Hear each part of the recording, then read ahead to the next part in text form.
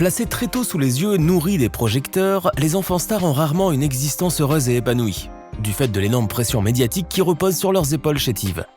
Daniel Radcliffe fait partie de cette catégorie d'enfants ayant atteint la célébrité à un âge extrêmement précoce, ce qui ne pouvait pas se révéler sans conséquences pour son futur. Spolié de son enfance et faisant face à un succès littéralement envahissant, Daniel Radcliffe sombrera malheureusement dans les excès et la boisson, au point de risquer sa carrière et même sa vie. Et si l'apprenti sorcier avait bel et bien réussi à vaincre Lord Voldemort dans la saga, son interprète, lui, avait complètement perdu sa bataille contre l'alcoolisme et l'addiction. Alors installez-vous bien confortablement et tamisez les lumières, car aujourd'hui, nous allons découvrir la triste vérité sur l'interprète d'Harry Potter. Allez, on commence. Daniel Jacob Radcliffe est né le 23 juillet 1989 à l'hôpital Queen Charlotte and Chelsea, à Hammersmith, un quartier de l'ouest de Londres. Son père, Alan George Radcliffe, était un agent littéraire et sa mère, Marcia Janine Gresham, travaillait comme agent de casting et collaborait régulièrement avec la BBC. Ce sera d'ailleurs avec cette chaîne que le petit garçon fera plus tard ses premiers pas derrière une caméra. Daniel Radcliffe grandira ainsi au sein d'une famille très attachée à la culture sous toutes ses formes, que ce soit la musique, le théâtre ou le cinéma. Le jeune garçon avait d'ailleurs manifesté le désir de devenir acteur, alors même qu'il n'était âgé que de 5 ans, et qu'il était à peine plus haut que 3 pommes. Mais il lui fallait attendre jusqu'à l'âge de ses 10 ans pour voir son rêve d'enfance se concrétiser, en grande partie grâce à sa maman qui lui avait dégoté un premier rôle dans David Copperfield, un téléfilm de la BBC sorti en 1999.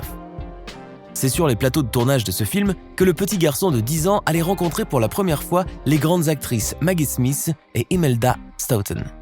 Ces dernières joueront respectivement plus tard la gentille professeure de Poudlard, Minerva McGonagall, et la bien vilaine sorcière Dolores Ombrage, dans la saga Harry Potter.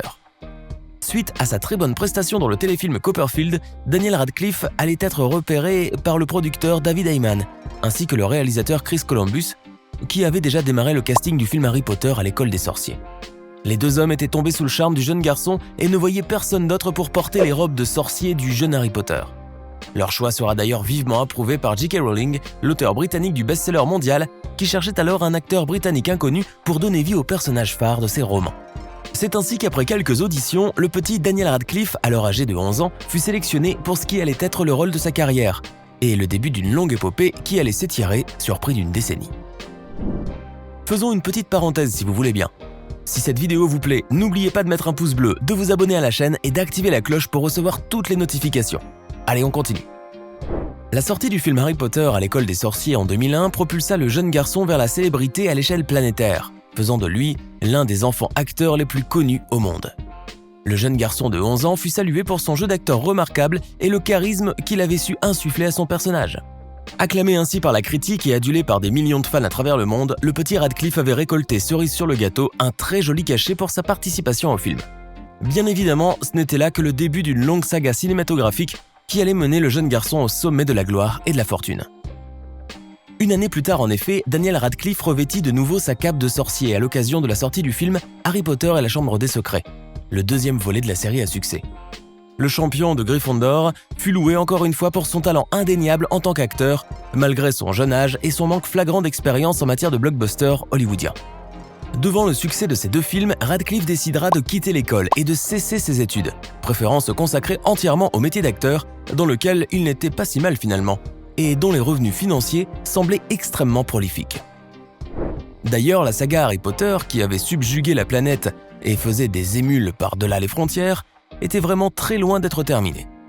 Le troisième opus de la série, Harry Potter et le prisonnier d'Azkaban, ne tarda pas à sortir, alors même que les acteurs étaient plongés dans le tournage du 4e film Harry Potter et la Coupe de Feu.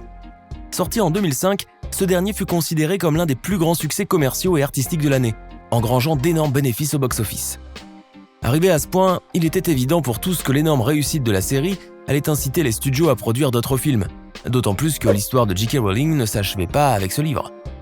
Et si le jeune adolescent n'avait pas pu terminer ses études londoniennes, son cursus scolaire à Poudlard allait être poursuivi jusqu'à l'obtention de son diplôme de sorcier. La saga Harry Potter s'agrandit ainsi de 2 opus supplémentaires, Harry Potter et l'Ordre du Phénix, sorti en 2007, et Harry Potter et le Prince de Sang Mêlé en 2009. Ces 2 films rencontrèrent un succès phénoménal et l'interprétation du jeune acteur fut une nouvelle fois saluée, tant par les critiques que par le public. Daniel Radcliffe avait atteint le statut d'icône pour la jeunesse du monde entier, et sa célébrité était telle qu'elle se comparait à celle de la reine d'Angleterre ou du mythique groupe des Beatles. Il était d'ailleurs devenu un symbole britannique par excellence, au même titre que le cérémonial du thé ou des joyaux de la couronne. Le succès des 6 premiers opus de la saga Harry Potter était indéniable, mais rien ne laissait supposer l'énorme réussite qui allait suivre avec les 2 derniers films. Les 2 derniers longs métrages de la série ont battu tous les records d'audience et ont rapporté des bénéfices astronomiques pour la franchise. Le film Harry Potter et les Reliques de la Mort partie 1 avait ainsi enclenché l'équivalent de 960 millions de dollars de recettes au box-office, tandis que la deuxième partie avait largement dépassé la barre symbolique du milliard de dollars. Harry Potter et les Reliques de la Mort partie 2 fut ainsi classé comme le 11e film le plus rentable de tous les temps. Et bien évidemment, une telle réussite commerciale ne pouvait que se refléter sur les cachets du jeune acteur, qui a vu ses émoluments évoluer de manière exponentielle depuis le premier volet de la série. De 2009 à 2010, le sorcier le plus célèbre de la planète aurait engrangé en effet des gains se chiffrant à pas moins de 64 millions de dollars, très loin du cachet qu'il avait reçu du premier film de la saga et qui s'élevait à un seul petit million de dollars. Au total, le jeune homme âgé aujourd'hui de 31 ans aura amassé ainsi l'équivalent de 110 millions de dollars grâce à la saga Harry Potter. À la tête d'une telle fortune, qui le mettait définitivement à l'abri du besoin lui et ses proches, Daniel Radcliffe pouvait enfin se reposer et s'autoriser plus de temps libre.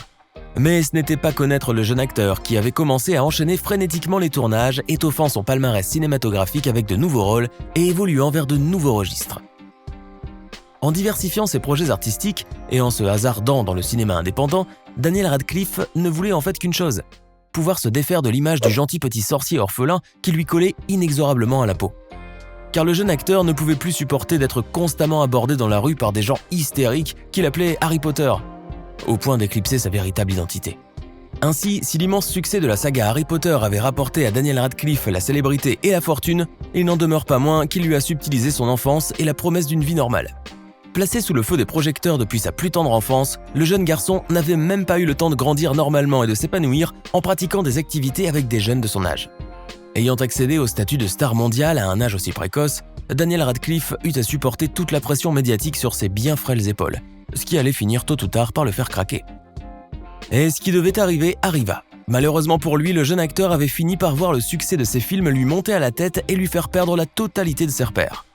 Daniel Radcliffe avait en effet commencé à consommer beaucoup d'alcool dès 2007, durant le tournage du film Harry Potter et le prince de sang mêlé. Le jeune acteur passait ainsi ses soirées à enchaîner les verres de vodka et de whisky, pour se retrouver le lendemain avec une énorme gueule de bois lors du tournage.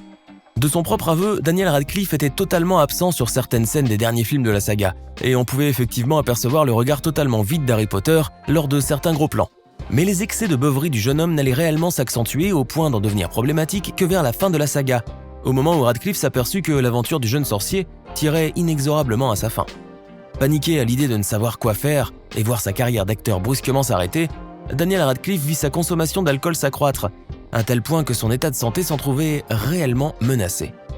Le danger inhérent à l'alcoolisme pesait ainsi sur la tête du jeune acteur, telle une épée de Damoclès, et menaçait de ruiner complètement sa vie. Daniel Radcliffe avait ainsi sombré dans la spirale infernale de l'alcoolisme, et il ne devra à sa survie qu'au précieux soutien de sa famille et de son entourage. En effet, sans l'aide de ses proches, notamment ses 2 parents, ainsi que ses 2 acolytes dans la saga, Emma Watson et Rupert Grint, Daniel Radcliffe aurait sûrement touché le fond. Car il faut savoir que si Hermione et Ron Weasley sont les meilleurs amis d'Harry Potter à Poudlard, ils le sont aussi dans la vie et ont apporté un grand soutien au jeune acteur tout au long de la longue saga. Grâce à sa famille et à ses amis, Daniel Radcliffe a pu vaincre ses problèmes d'addiction à l'alcool. Redevenu sobre pour la première fois depuis des années, le jeune homme pouvait croquer dans la vie à pleines dents, d'autant qu'il était à la tête d'une véritable fortune qui lui assurait un train de vie plus que confortable jusqu'à la fin de ses jours. Son entreprise de faire tomber son image de petit sorcier a finalement porté ses fruits, car avec des films sortant des sentiers battus comme Horns ou Swiss Army Man, Radcliffe est désormais considéré comme un acteur polyvalent qui n'a pas froid aux yeux. Le jeune acteur avait ainsi prouvé l'étendue abyssale de son talent et avait réussi l'exploit de charmer le public et les critiques. Daniel Radcliffe est donc aujourd'hui un acteur extrêmement prometteur de l'industrie hollywoodienne, dont les producteurs et les réalisateurs s'arrachent la participation. Son addiction malsaine aux boissons alcoolisées est bien derrière lui, puisque le jeune acteur se dit complètement guéri et en pleine forme. On pourrait donc éventuellement supposer qu'un petit coup de baguette magique de sureau n'est peut-être pas totalement étranger à cette superbe métamorphose. Car comme le phénix du professeur Dumbledore, Daniel Radcliffe renaquit littéralement de ses cendres. Alors que pensez-vous du destin de Daniel Radcliffe, qui a vu la célébrité à un âge précoce et qui a failli en payer le prix ? Donnez-nous votre sentiment dans les commentaires.